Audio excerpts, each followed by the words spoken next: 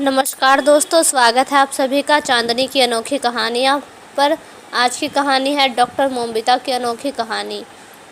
हुआ खुलासा, कौन थे वो 7 लोग। यह एक ऐसी कहानी है जो रहस्यों से भरी हुई है। तो चलिए सुनते हैं आज की रोमांचक कहानी।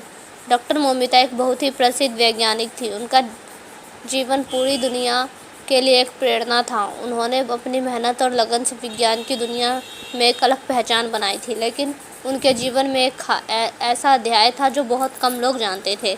एक दिन जब डॉक्टर मोमिता एक बड़े अंतर्राष्ट्रीय सम्मेलन में लौट रही थी तो उनके साथ कुछ अनजाने चेहरे थे। वह लोग उनके सहयोगी थे, लेकिन क्या वे वाकई सहयोगी थे? कौन थे ये लोग और उनके जीवन में क्या भूमिका निभाने वाले थे? कुछ समय बाद डॉक्टर मोमिता के घर पर एक अज्ञात पत्र आया। पत्र में लिखा था, और अब और छिपाने की जरूरत नहीं, सच्चाई का खुलासा होने वाला है। यह पढ़कर डॉक्टर मोमिता हैरान रह गई। कौन भेज रहा था ये पत्र? क्या कोई उनके काम की निगरानी कर रहा था? वह खुद को सोचने लगी। उनके साथ जो लोग काम कर रहे थे, क्या वे सच में उनके हितैषी थे या उनके साथ कोई खेल खेला जा रहा था?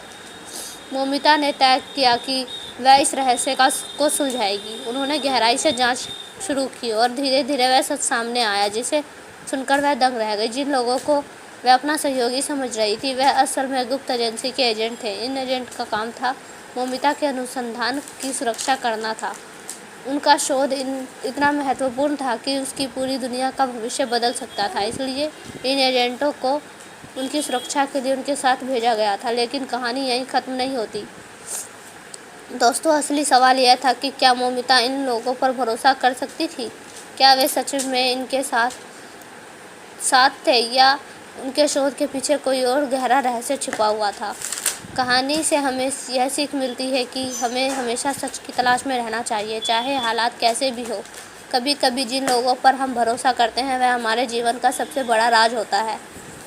तो दोस्तों, यह थी आज की अनोखी कहानी। अगर आपको यह कहानी पसंद आई हो तो इसे लाइक करें, शेयर करें और चैनल को चांदनी की अनोखी कहानियों को सब्सक्राइब करना ना भूलें। अगली बार एक और दिलचस्प और अनोखी कहानी लेकर मैं फिर हाजिर होंगी। तब तक के लिए ध्यान रखिए और हमेशा सच्चाई की खोज में रहिए।